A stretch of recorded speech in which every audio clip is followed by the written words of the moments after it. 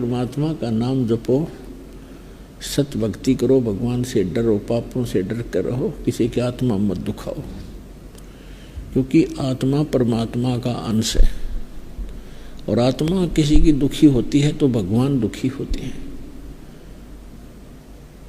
तो इसलिए मनसा वाचा कर्मणा कभी भी किसी की आत्मा को कष्ट नहीं पहुंचाना चाहिए। संभव हो सके तो राहत दे, और नहीं राहत देने की नीयत है, किसी को सुख नहीं दे सकते तो दुख देना कभी मत सोचो, सपने में भी ना सोचो।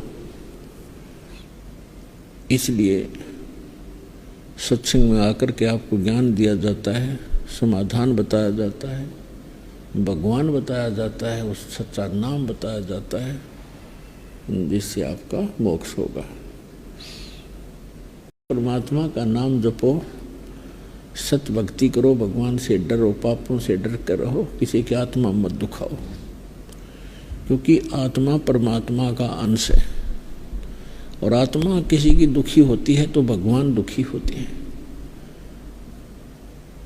तो इसलिए मनसा वाचा कर्मणा कभी भी किसी की आत्मा को कष्ट नहीं पहुंचाना चाहिए। संभव हो सके तो राहत दे, और नहीं राहत देने की नीयत है, किसी को सुख नहीं दे सकते तो दुख देना कभी मत सोचो, सपने में भी ना सोचो।